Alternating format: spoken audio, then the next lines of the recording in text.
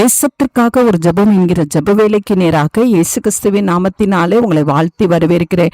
இன்றைய நாளில ஓசியா தீர்க்க தரிசன புஸ்தகம் 10வது அதிகாரம் 4வது வசனத்திலே சொல்லப்பட்டிருக்கிறது, பொய்யான இடுகிற வார்த்தைகளை சொல்லி உடன்படிக்கை பண்ணி கொண்டார்கள் என்று.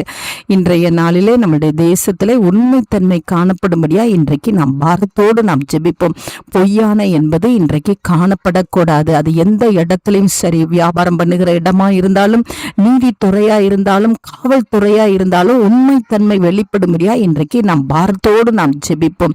நிறைய பாலியல் குற்றங்கள், வரதட்சணை கொடுமைகள், இவைகள் எல்லாம் நம்முடைய தேசத்துல சுற்றி நடந்து கொண்டு இருக்கிறது. இந்த நேரத்தில் ஒவ்வொரு நீதிபதிகளும் உண்மையாய் ஆணையிடுகிறவர்களாய் காணப்படும்படியாய் நாம் ஜெபிப்போம். காவல்துறை உண்மையாய் விசாரிக்கத்தக்கதான கிருபையை கர்த்தர் ஊற்றும்படியாய் நாம் ஜெபிப்போம்.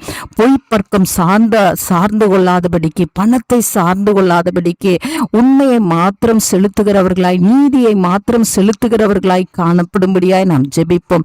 ஒவ்வொரு குடும்பங்களுக்குள்ளேயும் உண்மைத்தன்மை, கணவன் மனைவிக்குள்ளே உண்மை காணப்படும்படியாய் நாம் ஜெபிப்போம். எல்லா துறைகளுக்குள்ளேயும், அரசியல்களுக்குள்ளேயும், எல்லா திருச்சபைகளுக்குள்ளேயும் உண்மைத்தன்மை காணப்படும்படியாய் இன்றைக்கு நாம் பாரத்தோடு நாம் ஜெபிப்போம். நாம் யாவரும் கண்களை மூடி தேவனை நோக்கி பார்ப்போம்.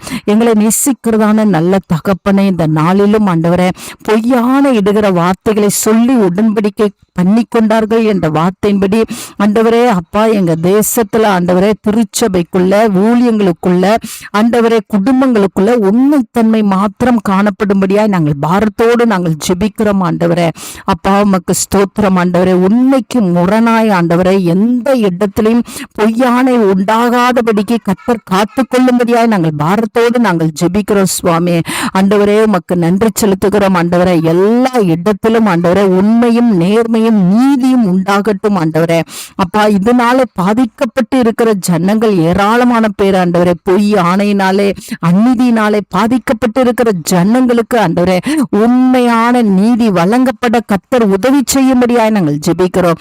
ஆமாண்டவரே, எல்லா இடங்களுக்குள்ளேயும் உண்மைத்தன்மை காணப்படட்டும். கர்த்தர் அப்படியே செய்யறீங்க. நன்றி. இயேசுவின் மூலம் ஜெபிக்கிறேன் நல்ல பிதாவே. ஆமேன், ஆமேன்.